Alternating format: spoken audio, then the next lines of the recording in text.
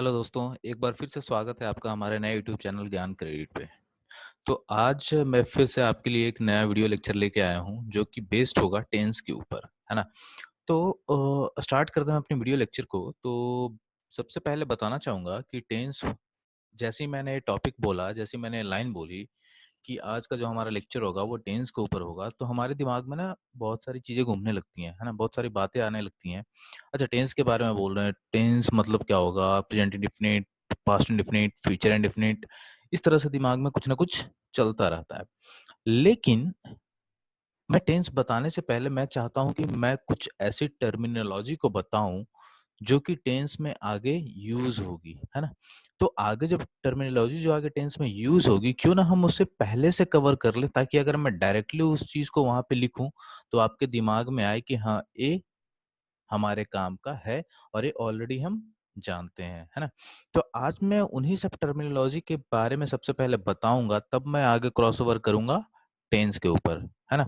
तो tense start करने से पहले हमें कुछ-कुछ वर्डिंग्स को समझना पड़ेगा, हमें कुछ-कुछ टर्मिनोलॉजीज़ को गेन करना पड़ेगा, हमें कुछ न कुछ पॉइंट्स को गेन करना पड़ेगा कि आखिर वो पॉइंट्स कौन-कौन से हैं जो हमें टेंस में यूज़ करने हैं, ठीक है? वैसी कौन-सी बातें हैं जो हमें टेंस के दौरान हमें ध्यान रखनी है, क्योंकि आज के ज़माने में ना आप देखोगे कि कम्युनिकेशन स्किल्स ना बहुत ही ज़्यादा मैंडेटरी हो गई हैं, है ना?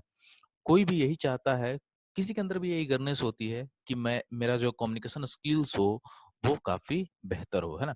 तो उसी चीज़ को देखते हुए, उसी बात को देखते हुए, मैंने ये वीडियो लेक्चर तैयार किया है जिसमें मैं सिर्फ़ और सिर्फ़ बात करूँगा टेंस के स्टार्ट करने से पहले कुछ-कुछ खास बातों का, जिसमें जो पहला आएगा वो आएगा वर्ड, ठीक है? अच्छा, एक बात बताइए, अगर मैं आप लोगों से पूछूँ कि अल्फ़ाबेट्स में कितने लेटर होते हैं? तो आपका सीधा-सा जवाब होगा कि 26 लेटर्स होते हैं, है ना? ए टू ज़ेड 26 लेटर। लेकिन अगर मैं बोलूँ कि हाँ, बिल्कुल सही जवाब है, ठीक है? लेकिन अगला सवाल अगर मेरा ये हो कि वर्ड किसे कहते हैं आप बताओ? तो आप बोलोगे कि कलेक्शन ऑफ लेटर्स को हम क्या बोलते हैं? वर्ड। मतलब एक जो लेटर हमारा ए से जेड तक, उसको जो है बंचेस में अगर हम लिखते हैं उसको वर्ड्स बोलते हैं।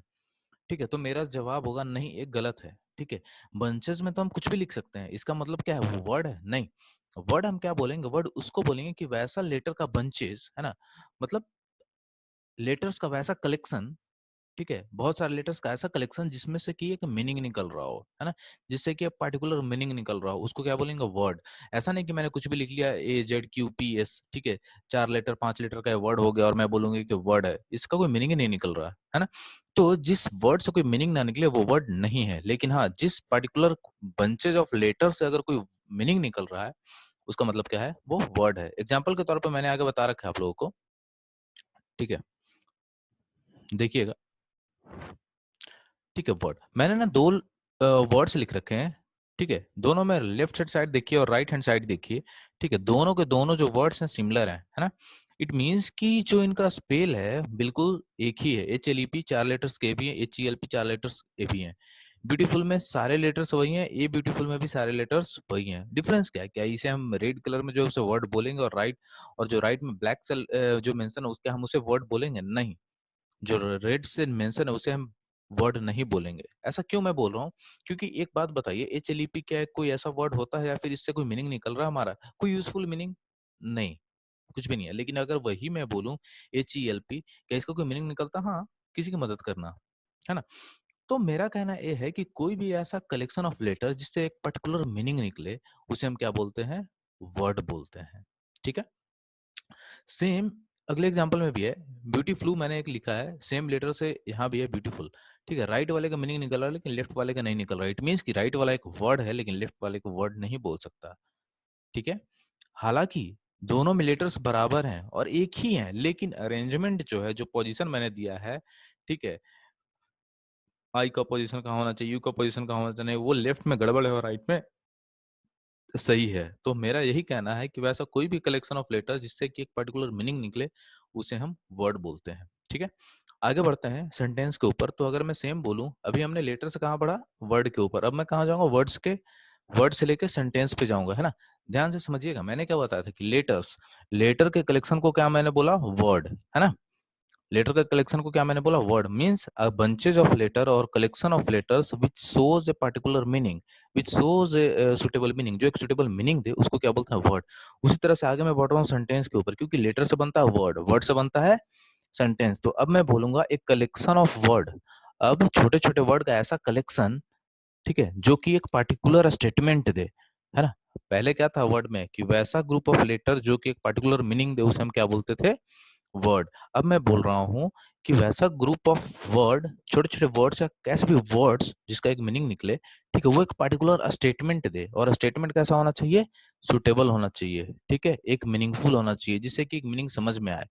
उसे हम क्या बोलेंगे, सेंटेंस। एग्जाम्पल के तौर पर मैं बताता हूँ, जैसे मैंने क्या बोला कि वैसा set of words that is complete in itself, ठीक है, कोई भी वैसा ग्रुप ऑफ कलेक्शन या फिर कलेक्शन ऑफ वर्ड्स जो कि अपने आप में ही कंप्लीट हो, जो अपने आप में ही एक मतलब बता रहा हो। जैसे एग्जांपल के तौर पर मैंने 4 एग्जांपल लिख रखा है, हिंदी में भी और इंग्लिश में भी है। I play cricket, love to, I love to play cricket, ठीक है। एग्जाम्पल रेड में जो मैंने लिख रखा है, देखिएगा दोनों में जो वर्ड्स हैं बिल्कुल सेम है। आई यहाँ भी है, यहाँ भी है, प्ले यहाँ है, क्रिकेट, प्ले, लव टू, सब कुछ सेम है। अंतर क्या है, डिफरेंस क्या है, कि जो अरेंजमेंट है लेटर्स का और वर्ड्स का जो अरेंजमेंट है वो मैंने डिफरेंस कर रखा है ना। वो अलग अलग जगह पे, जहाँ पे क्रिकेट है वहां पे मैंने प्ले कर दिया, जहाँ लव है वहां मैंने क्रिकेट कर दिया है। तो अंतर ये हमें समझना है कि दोनों में वर्ड्स सेम है, ठीक है। तो क्या मैं बोल सकता हूँ कि collection of word is called a sentence, ठीक है, फिर तो दोनों में सेम ही वर्ड है, दोनों को सेंटेंस बोल दूंगा, नहीं। डिफरेंस यही है कि कोई भी ऐसा कलेक्शन ऑफ वर्ड्स जिसमें कि एक पर्टिकुलर मीनिंग निकल रहा हो, उसे हम क्या बोलते हैं, सेंटेंस। जैसे अगर मैं ऊपर वाले लाइन को पढ़ूं, I play cricket love to, ठीक है, क्या इसका कोई मतलब निकल रहा है, मैं खेलता क्रिकेट प्यार करता हूँ, कोई मतलब नहीं है। लेकिन अगर यही मैं बोलूं I love to play cricket, मुझे खेलना पसंद है, एक मीनिंग निकला, एक पर्टिकुलर मीनिंग निकल रहा है, इट मीन्स कि ये सेंटेंस है। उसी तरह से ही लव्स हिज फैमिली, ठीक है, सेम मैंने उसको रिवर्स करके लिखा है, ही फैमिली हिज लव्स, कोई मीनिंग नहीं निकल रहा, इट मीन्स कि ये सेंटेंस नहीं है। लेकिन जैसे ही मैं नीचे आता हूँ, ही लव्स हिज फैमिली, वो अपने फैमिली से, वो अपने परिवार से प्यार करता है, ठीक है, एक मतलब निकल रहा है, एक पर्टिकुलर स्टेटमेंट नजर आ रहा है जो मैं किसी को दे रहा हूँ। वह है खेलता क्रिकेट, सुनने में बेढंगा लग रहा है, सुनने में अजीब लग रहा है, सही नहीं लग रहा। अगर यही मैं बोलूँ वह क्रिकेट खेलता है, it makes a sentence, it makes a statement. तो वैसा कोई भी कलेक्शन ऑफ वर्ड जो कि एक स्टेटमेंट बन जाए, एक पर्टिकुलर डेफिनेट स्टेटमेंट बन जाए, जिस स्टेटमेंट से कोई एक वाक्य निकले, जिस स्टेटमेंट से कोई एक मीनिंग निकले जो अपने आप में ही कंप्लीट हो, उसे क्या बोलते हैं, सेंटेंस। अब आप ये बोलोगे कि सेंटेंस तो आपने सर बता दिया, लेकिन सेंटेंस होते कितनी तरह के हैं, है ना। तो मैं सीधा सा बोलूंगा कि 4 तरह के सेंटेंस होते हैं हमारे पास, ठीक है। ये अभी मैं सेंटेंस के ऊपर एक ओवरव्यू दे रहा हूँ, ठीक है। हालांकि सेंटेंस का जो चैप्टर है बहुत बड़ा है, लेकिन कुछ कुछ सेंटेंस जो है टेंस में यूज होंगे, इसलिए मैं एक ओवरव्यू दे के चल रहा हूँ कि इन सब बातों का आप पहले से ध्यान रखिए, ताकि अगर टेंस में यूज हो तो आप पहचान सकें कि मैंने क्यों लिखा है और आगे का स्टेप क्या होगा, ठीक है। बात करते हैं टाइप ऑफ सेंटेंसेस के ऊपर, जो मैंने बताया 4 तरह के होते हैं। पहला क्या है, डिक्लेरेटिव, जिसको मैं बोलता हूँ स्टेटमेंट बेस्ड। दूसरा क्या होता है, इंट्रोगेटिव, इट मीन्स कि नाम से समझ आ रहा है कि क्वेश्चन मार्क लगा होगा, ठीक है। तीसरा क्या होता है, इंपेरेटिव सेंटेंस, जिसमें मैं बोल सकता हूँ कमांड बेस्ड, है ना, मैं किसी को कमांड दे रहा हूँ, ठीक है। और चौथा जो ढका हुआ है, मैं अभी कर्सर से हटा देता हूँ यहाँ पे, ठीक है। चौथा जो है वो है एक्सक्लामेटिव सेंटेंस, ठीक है। चौथा क्या है, एक्सक्लामेटिव सेंटेंस, जिसमें कि एक पर्टिकुलर नेचर को हम ऑब्जर्व करेंगे, जो कि एग्जांपल से ज्यादा क्लियर होगा, ठीक है। मैं बात कर रहा हूं अब, मैं बात कर रहा हूँ डिक्लेरेटिव पे, ठीक है। जैसे मैं डिक्लेरेटिव पे बात करता हूँ, मैंने क्या बोला था, स्टेटमेंट बेस्ड होगा। स्टेटमेंट कैसा हो सकता है, पॉजिटिव भी हो सकता है, नेगेटिव भी हो सकता है ना। तो मैंने एक एग्जांपल से अलग अलग सेंटेंसेस को कन्विंस करने की कोशिश करी है, एक एग्जांपल से अलग अलग सेंटेंसेस के जो टाइप्स हैं उसको समझाने की कोशिश करी है। तो आप बिल्कुल बारीकी से समझिएगा जो मैं समझा रहा हूँ, है। मैंने क्या बोला, डिक्लेरेटिव सेंटेंस जो कि एक स्टेटमेंट बेस्ड सेंटेंस होता है। स्टेटमेंट मीन्स क्या हो गया, स्टेटमेंट कहने का मतलब जो मैंने एक लाइन बोली है वो ना परफेक्ट है, उसमें किसी तरह का कोई एरर नहीं है, ठीक है। वो सेंटेंस जो है पॉजिटिव भी हो सकता है और वो निगेटिव भी हो सकता है, ध्यान दीजिएगा। वो जो सेंटेंस है वो पॉजिटिव भी हो सकता है और निगेटिव भी हो सकता है ना। बट एक स्टेटमेंट होना चाहिए, फुल टू परफेक्ट स्टेटमेंट होना चाहिए। जैसे एग्जाम्पल के तौर पर मैंने लिखा आई लाइक कॉफी, मुझे कॉफी पसंद है, एक स्टेटमेंट है, परफेक्ट स्टेटमेंट है। इसमें आप नहीं बोल सकते हो ये क्या है, कैसे है, क्या है, कुछ नहीं। मेरे को पता है, मैं कॉफी पसंद करता हूँ तो करता हूँ, है ना? एक परफेक्ट स्टेटमेंट है। ये भी कह सकता हूँ कि मैं कॉफ़ी पसंद नहीं करता हूँ, ये भी परफेक्ट स्टेटमेंट है। इसमें कोई गुंजाइश लग रही है कि हाँ, मैंने कुछ बात छुपाई है? नहीं। तो एक परफेक्ट स्टेटमेंट है, इसलिए मैंने इसको बोला डिक्लरेटिव सेंटेंस है, जिसको कि मैं बोलता हूँ स्टेटमेंट बेस्ड सेंटेंस। जैसे आई गो टू स्कूल, मैं स्कूल जाता हूँ, कोई झुठला नहीं सकता यार। मैं जाता हूँ तो जाता हूँ। I don't go to school, मैं स्कूल नहीं जाता हूँ। ये भी एक स्टेटमेंट बेस्ड है ना? तो स्टेटमेंट बेस्ड जो होता है 2 तरह के हो सकते हैं, या तो वो पॉजिटिव हो जाए या नेगेटिव हो जाए, ठीक है? पहला क्लियर है डिक्लेरेटिव सेंटेंस जो कि स्टेटमेंट बेस्ड होना चाहिए। दूसरा सिंपल सा है, नाम से ही पता चलता है, interrogative sentence. Interrogative what means what? Interrogative का मतलब होता है क्वेश्चन मार्क, है ना? क्वेश्चन मार्क कहने का मतलब है जिससे मैं सवाल कर रहा हूँ। अच्छा, जिसे मैं सवाल कर रहा हूँ मतलब क्या है इसका? जैसे अगर इंट्रोगेटिव सेंटेंस में बोलूँ क्वेश्चन मार्क, तो कोई भी वैसा सेंटेंस जिसमें कि मैं क्वेश्चन मार्क लगा रहा हूँ या जिसमें एक सवाल पूछने जैसा कुछ लग रहा हो या सवाल पूछने जैसा कुछ प्रतीत हो रहा हो, है ना? जैसे एग्जांपल से बेहतर होगा, डू आई लव कॉफी? जैसे मैंने बोला था कि आई लाइक कॉफी क्या है? परफेक्ट स्टेटमेंट है ना? तो उसे मैंने बोला स्टेटमेंट बेस्ड, ठीक है? या डिक्लरेटिव जो मैंने डिक्लेयर कर दिया। अब मैं उसी एग्जांपल को लेके चला हूँ अलग ढंग से और मैं बता रहा हूँ कि उसको मैं इंट्रोगेटिव भी बना सकता हूँ। इंट्रोगेटिव कैसे बनेगा? मैं क्वेश्चन मार्क लगा दूँगा। तो आप बताइए कि आई लाइक कॉफी, मुझे कॉफी पसंद है, इसको मैं क्वेश्चन मार्क कैसे लगा सकता हूँ? सवाल कैसे पूछूँगा? मैं यही पूछूँगा ना, क्या मुझे कॉफी पसंद है ना? Do I like coffee? It means what? ये क्वेश्चन मार्क है ना? तो जो क्वेश्चन मार्क होता है वो क्या होता है? Interrogative sentence. तो do I like coffee? Do I go to school? ये क्या है? इंट्रोगेटिव सेंटेंस है। वैसा कोई भी सेंटेंस जिसमें क्वेश्चन मार्क आ जाए उसे क्या बोलते हैं? इंट्रोगेटिव सेंटेंस या क्वेश्चन बेस्ड सेंटेंस। क्लियर है 2? आगे बढ़ते हैं सेंटेंस के ऊपर। इंपरेटिव सेंटेंस या फिर कमांड बेस्ड। मैंने क्या बताया? इंपरेटिव ध्यान दीजिएगा। कमांड बेस्ड, है ना? एक-एक चीज़ जो है, एक-एक लाइन जो है बिल्कुल ध्यान से समझिएगा। इंपरेटिव सेंटेंस मीन्स क्या होता है? Command based. ध्यान दीजिएगा, मैंने बताया था डिक्लरेटिव मीन्स स्टेटमेंट 2 तरह के हो सकते हैं, पॉजिटिव भी हो सकते हैं, नेगेटिव भी हो सकते हैं। उसके बाद मैंने बताया interrogative means what? Question based होगा, है ना? सवाल पूछे जाएँगे उसमें। इंपेरेटिव सेंटेंस ऐसा होता है जिसमें मैं कमांड दूँगा। आप जैसे ही मैं सेंटेंस बोलूँगा ना वैसे ही आपको लगेगा कि कुछ कमांड मिल रहा है। जैसे मैंने बोला, "ए रुक!" कोई प्यार से बोलता है? नहीं। रिक्वेस्ट कर रहा है? नहीं। क्या कर रहा है? कमांड दे रहा है, ऑर्डर दे रहा है, ठीक है? मैंने बोला, "रुक जा!" रुक गया। ठीक है, क्या है? कमांड है। मैंने बोला, "गिव हर कॉफी", उसे कॉफी दो। क्या है? ऑर्डर। रिक्वेस्ट है? नहीं है, ऑर्डर है ना? तो ये सारी चीज़ें हमें ध्यान में रखनी पड़ती हैं कि ये कमांड बेस्ड है सेंटेंस, ठीक है? चौथी अगर मैं बात करूँ तो एक्सक्लेमेटिव सेंटेंस। इसमें क्या होता है कि मैं किसी के नेचर को ना डेली ऑब्जर्व कर रहा हूँ, ठीक है? और मैं उसका लेवल चेक कर रहा हूँ कि वो कहाँ तक जा सकता है अपने उस कैरेक्टर में। जैसे आप ना दोस्तों के साथ गए एक बार मूवी देखने, मूवी देख के आए, काफ़ी अच्छी लगी मूवी, ठीक है? आपके एक दोस्त ने बोला, "यार क्या मूवी थी!" है ना? आप उसको इंग्लिश में कैसे कन्वर्ट करोगे? How exciting the movie was यार! ठीक है? आप आश्चर्य हो गए। यार ऑब्वियस सी बात है यार, मूवी अच्छी थी तो वो बोल ही रहा है ना? उसी तरह से एक एग्ज़ाम्पल मैं बोलूँ कि अगर कोई बंदा आपके पास है जो आपसे हमेशा झूठ बोलता है, अक्सर झूठ बोलता है, ठीक है? तो आपके दोस्तों के सामने भी वो झूठ बोलता है, तो आप क्या बोलोगे? यार कितने बड़े लेवल का झूठा है यार, व्हाट लायर ही इज़, है ना? तो इस तरह से सेंटेंस है जहाँ पे आप आश्चर्य हो जाते हो, ठीक है? आप किसी के पार्टिकुलर नेचर को डेली बेसिस पे ऑब्ज़र्व करने लगते हो, उसके कैरेक्टर को आप लेवल चेक करने लगते हो, तो उस सारे सेंटेंस को क्या बोलते हैं? Exclamative sentence. तो मैंने क्या पहला क्या बताया था? डिक्लरेटिव सेंटेंस, दूसरा बताया इंट्रोगेटिव सेंटेंस, तीसरा बताया कमांड बेस्ड जिसको बोला मैंने इंपेरेटिव सेंटेंस और चौथा एक्सक्लेमेटिव सेंटेंस, ठीक है? अच्छा, अब आप पूछोगे कि सर इस तरह के सेंटेंसेस क्या टेंस में हमारे यूज़फुल हैं? इन सब सेंटेंस को क्या मैं टेंस में पढ़ूँगा? तो मैं बोलूँगा नहीं, है ना? टेंस में अलग तरह के सेंटेंस यूज़ होंगे, ठीक है? लेकिन ये ओवरव्यू पता होना चाहिए, मैं डीप में नहीं जा रहा बट एक ओवरव्यू आपको पता होना चाहिए कि सेंटेंस होते कितने तरह के हैं, ठीक है? अब आगे स्लाइड्स पढ़ने से पहले मैं एक एग्जांपल लूँगा, ठीक है? मैं और फिर से इसी बात को मैं रिवाइज़ कराऊँगा कि कितने तरह के सेंटेंस होते हैं। मैं एक एग्जांपल से कोशिश करूँगा कि ऐसा सिनेरियो क्रिएट करूँ कि आपके पास चारों एग्जांपल जो हैं, चारों टाइप ऑफ सेंटेंस जो हैं, वो एक ही एग्जांपल के थ्रू क्लियर हो जाएँ। देखते हैं कैसा एग्जांपल है। मैंने एक सीधा-सा एग्जांपल लिया है स्टॉप का, ही स्टॉप। एक सीधा-सा मैंने लिखा ही स्टॉप, ठीक है? मैंने पहला एक लाइन बोला, देखिएगा, एक ही लाइन है, एक ही सेंटेंस है, 4 तरह से 4 अलग-अलग सिनेरियो में मैंने सीन क्रिएट किया है और उसको मैं 4 अलग-अलग तरह के सेंटेंसेस से बताना चाह रहा हूँ, ठीक है? याद कर सिर्फ़ आप इतना कीजिए कि आप याद रखिए कि 4 तरह के सेंटेंस कौन-कौन से होते हैं, डिक्लरेटिव, इंट्रोगेटिव, इम्पेरेटिव और एक्सक्लेमेटिव और एक सेंटेंस से मैं बताऊँगा कि 4 तरह के सेंटेंस कैसे बनते हैं, है ना? तो मैंने एक सीधा-सा एग्जांपल लिया है, ही स्टॉप्ड, ठीक है? वह रुक गया। क्या दे रहा है? डिक्लेरेशन दे रहा है, स्टेटमेंट दे रहा है। किसी भी तरह का कुछ गड़बड़ नहीं है ना? क्या चला गया? Declarative sentence. दूसरा मैंने क्या बताया था? इंट्रोगेटिव। इंट्रोगेटिव में मैंने क्या बताया था? क्वेश्चन मार्क लगा देना। अब मैं सवाल पूछूंगा, डिड यू स्टॉप? क्या वो रुक गया? है ना? तो इंट्रोगेटिव सेंटेंस बन गया। तीसरी बात मैंने जो बताई थी, कमांड बेस्ड। ठीक है, ही स्टॉप को आप कमांड कैसे बोलोगे? स्टॉप क्या है? कमांड दे रहे हो, आप ऑर्डर दे रहे हो, कमांड बेस्ड हो गया। चौथा सेंटेंस क्या मैंने बताया था? एक्सक्लेमेटिव।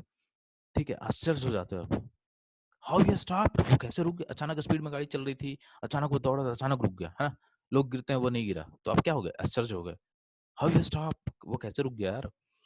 तो इस तरह के सेंटेंस होते हैं, है ना? तो एक एग्जांपल से मैंने कोशिश करा कि आपको सारे सेंटेंसेस के बारे में बता सकूं। ठीक है, अच्छा, अब मैं बात करूंगा कि टेंस में किस तरह के सेंटेंसेस यूज होंगे। जैसा कि मैंने अभी बताया कि इस तरह के सेंटेंसेस टेंस में यूज नहीं होते हैं, तो कौन से सेंटेंस ऐसे होंगे जो टेंस में यूज होंगे? तो चार तरह के सेंटेंस जो है टेंस में इस्तेमाल किए जाएंगे, जो कि हमें हर टेंस में पढ़ना है, चाहे वो प्रेजेंट हो, चाहे पास्ट हो, चाहे फ्यूचर हो। अब मैं बात करूंगा कि वो सेंटेंसेस हैं कौन से। तो चार तरह के जो बार बार जो सेंटेंस आपके दिमाग में आएंगे, बार बार जो आपके पढ़ाई के दौरान आएंगे, वो होगा क्या? Positive sentence, negative sentence, interrogative sentence, interrogative and negative sentence. ठीक है, चार सेंटेंस ध्यान में रखिएगा, पॉजिटिव, नेगेटिव, इंट्रोगेटिव और इंट्रोगेटिव के साथ साथ नेगेटिव। ठीक है, अब आप पूछोगे कि सर ये जो सेंटेंस है उसको पहचानूंगा कैसे, है ना? बिल्कुल सीधा सा एग्जांपल है, मैं सिर्फ एक एग्जांपल से ही लेके चलूंगा, और एक एग्जांपल आपको चारों सेंटेंस को क्लियर आउट कर देगी कि एक एग्जांपल से आप चारों सेंटेंस कैसे समझ लोगे और इतनी जल्दी समझोगे, ये आप खुद नहीं पहचान सकते। ठीक है, अब सीधा सा एग्जांपल लेके चलिए, positive sentence is same as declarative sentence. ठीक है, पॉजिटिव सेंटेंस कहने का मतलब जिसमें कोई नेगेटिविटी ना हो, एक सीधा सा लाइन हो, एक सीधा सा स्टेटमेंट हो। ठीक है, जैसे ही गोज टू स्कूल, वह स्कूल जाता है ना? एक स्टेटमेंट है। ठीक है, ये हो गया पॉजिटिव सेंटेंस। नेगेटिव सेंटेंस क्या होता है? मतलब नकारात्मक चीज है, आप किसी चीज को मना कर रहे हो, आप किसी चीज में ना लगा रहे हो, है ना? तो अगर सीधा से मैं बोलूं क्या होगा? वह स्कूल जाता है, क्या होगा? वह स्कूल नहीं जाता, he does not go to school. क्या हो गया? नेगेटिव सेंटेंस हो गया। इंट्रोगेटिव मैंने क्या बताया था कि क्वेश्चन मार्क लगा देना, क्या वह स्कूल जाता है? Does he go to school, लगा दिया।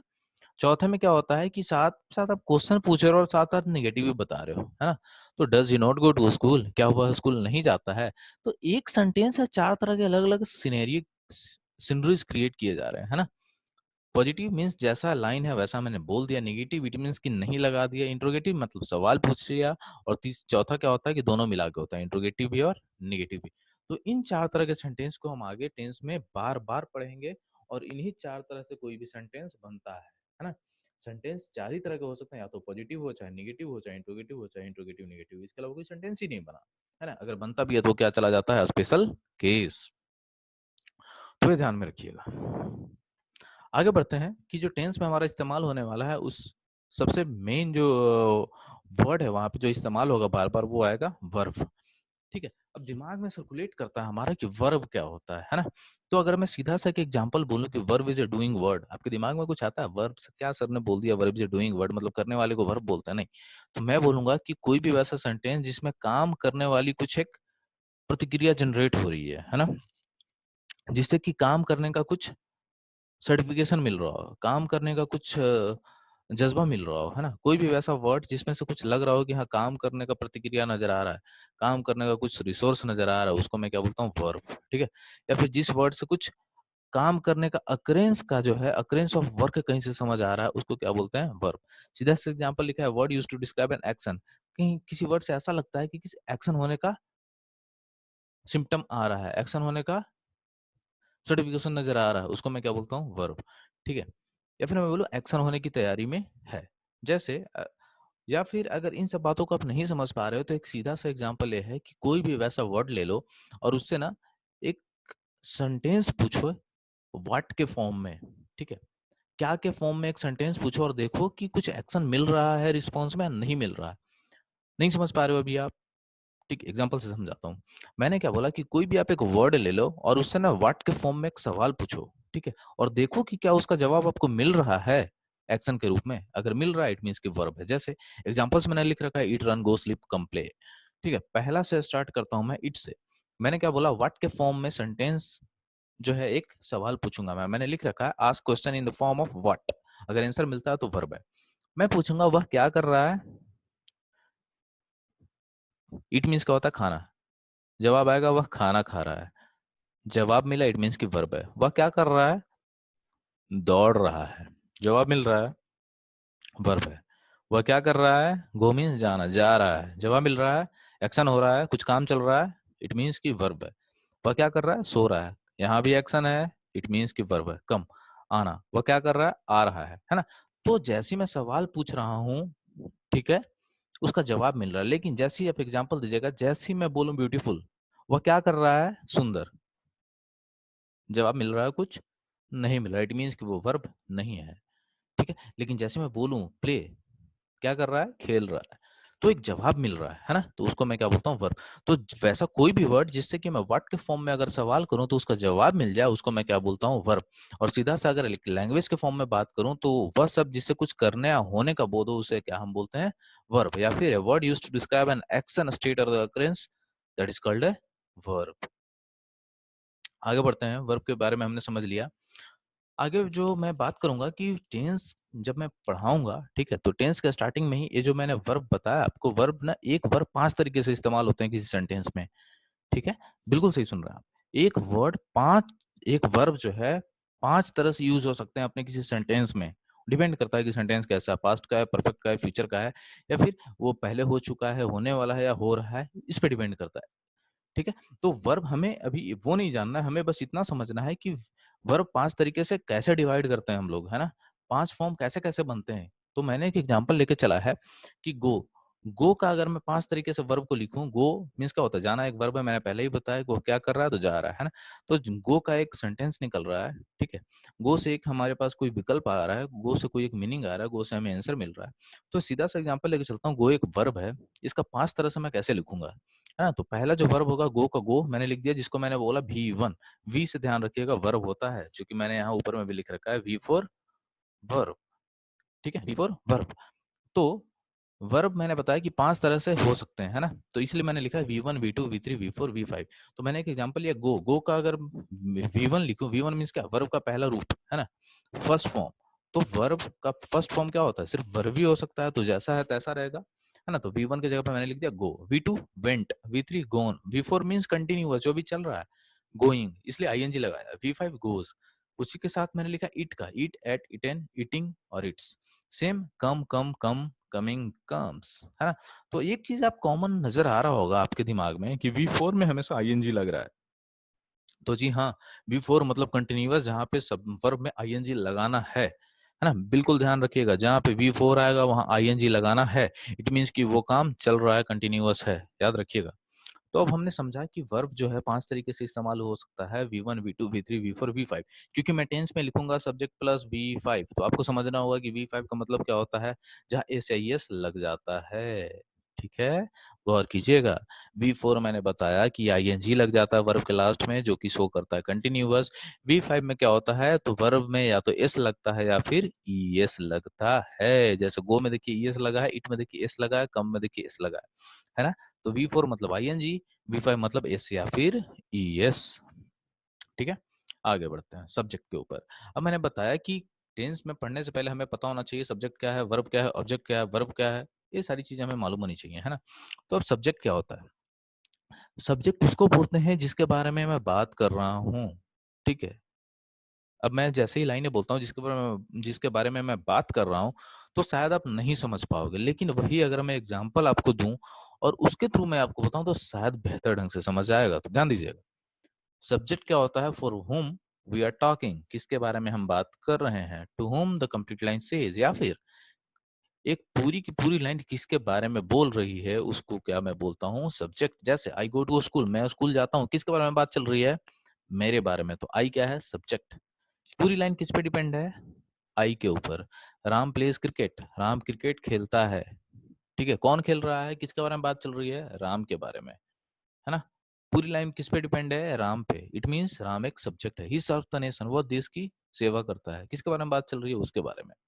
तो ये भी एक सब्जेक्ट है।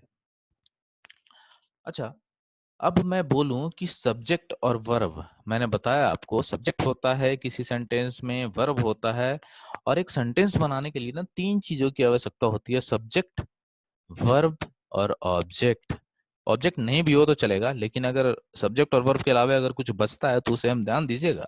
सब्जेक्ट वर्ब से भी एक सेंटेंस मैं बना सकता हूँ, लेकिन अगर सब्जेक्ट और वर्ब के अलावे भी अगर कुछ बचता है तो उससे मैं क्या बोलता हूँ?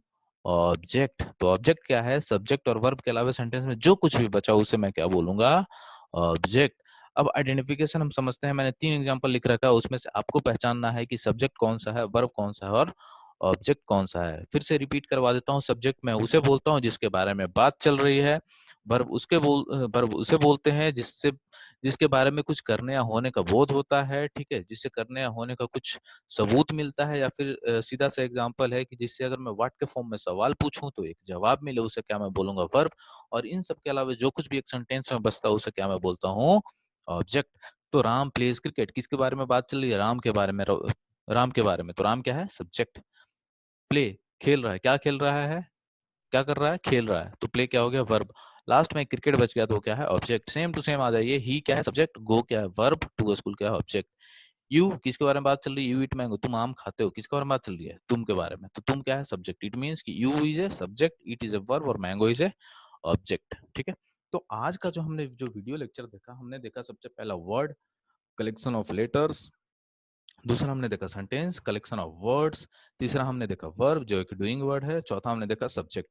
तो आगे जब मैं टेंस अभी पढ़ाऊंगा, जो अगला लेक्चर हमारा बिल्कुल टेंस स्टार्टिंग होगा, जिसको मैं बोलूंगा प्रेजेंट इंडेफिनिट टेंस, तो मैं जैसी स्ट्रक्चर लिखूंगा कि प्रेजेंट इंडेफिनिट पहचानने का नियम और कैसे सेंटेंस बनाते हैं, तो मैं सीधा लिखूंगा subject plus V5 plus object. तो आप क्या पढ़ोगे? Subject plus V5 plus object. तो अब आप ध्यान दीजिएगा कि जैसे मैं बोलूंगा subject plus V5 plus object, तो आपके दिमाग में कुछ ना कुछ आता है या नहीं आता? ठीक है, अगर यही मैं डायरेक्ट टेंस पढ़ाना स्टार्ट कर दूं और आपको लिख दूं कि subject plus V5 plus object, क्या आप समझ पाओगे? नहीं। तो ये सारी टर्मिनोलॉजीज आपको क्लियर होनी चाहिए कि सब्जेक्ट क्या है, वर्ब क्या है, ऑब्जेक्ट क्या है।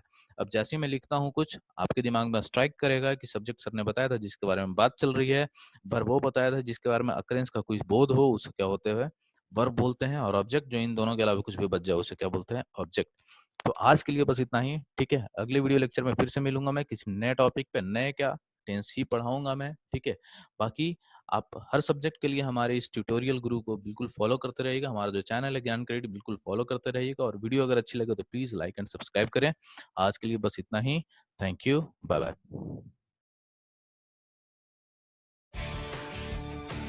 Enhancing education, one of SAP's top social priorities worldwide.